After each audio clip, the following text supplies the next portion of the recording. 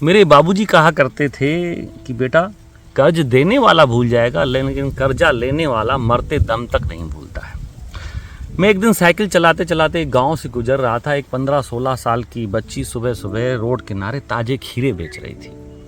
खीरे 1 किलो मैंने उससे लिए, अपने बैग में डाला, 100 का नोट उसकी तरफ बढ़ाया। 30 रुपये उसको काटने थे, 70 मुझे लौट आने थे, लेकिन उसके पास खुल्ले नहीं थे। बहुत प्रयास किया गया अड़ोस पड़ोस से, लेकिन खुल्ले नहीं मिले। डिजिटल पेमेंट के लिए भी मैंने पूछा, लेकिन उसने मना किया, मैं मोबाइल उपयोग नहीं करती हूँ।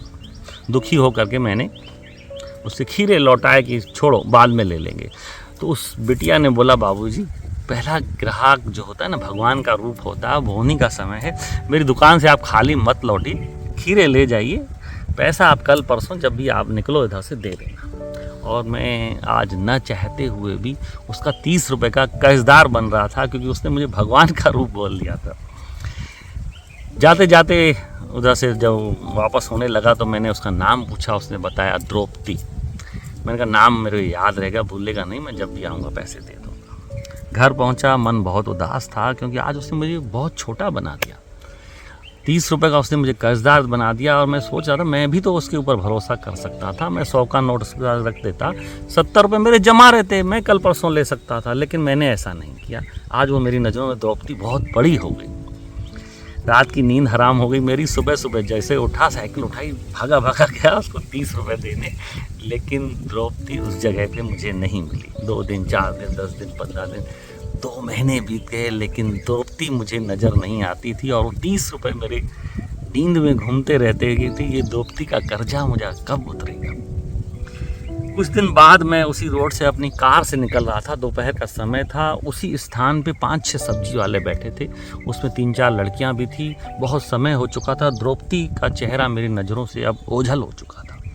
गाड़ी खड़ी की, शीशा नीचे किया और हल्की सी आवाज़ में बोला, द्रौपदी। तो एक लड़की ने मुंडी ऊपर की, उसको बुलाया। मैंने कहा मुझे पहचाना? बोला नहीं।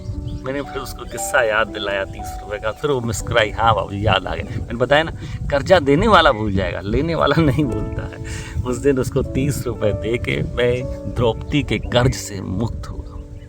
दोस्तों, कर्जा 30 रुपये का हो, 30 लाख का हो या 30 करोड़ का हो, अगर आपके अंदर इच्छा शक्ति है कि इस कर्ज को मुझे चुकाना है, तो परमात्मा आपका भरपूर सहयोग करेगा, भरपूर आशीर्वाद करेगा, आपको उस लायक बना के छोड़ेगा कि आप कर्जा मुक्त हो जाओ। लेकिन आपके अंदर भावना ही नहीं है, नियत ही नहीं है, तो कर्जा 2-4 हज़ार का हो, 2-4 लाख आप नहीं पटा पाएंगे, क्योंकि आपके पास सोच नहीं है, आपके पास इच्छा शक्ति नहीं, पॉजिटिव ऊर्जा नहीं, तो परमात्मा भी आपको साथ नहीं देगा। और मेरी बाबूजी की बात भी ये सत्य है। जब इंसान मरने आता है, बीमार होता है, बिस्तर में चला जाता है, तो सिर्फ उसे यही याद आता है कि मैं किसके एहसान तले दबा हूँ, किसका किसका कर्जा मेरे ऊपर सर पे है। उसके अंदर उस समय इच्छा शक्ति तो आ जाती कि मैं कर्ज से मुक्त हो जाऊँ, लेकिन समय निकल चुका होता है। तो दोस्तों, समय निकल जाए, आपकी शरीर की ताकत निकल जाए, आपकी इच्छा शक्ति खत्म हो जाए, उससे पहले कर्ज से मुक्त होने का प्रयास जरूर करें। परमात्मा आपका भरपूर साथ देगा।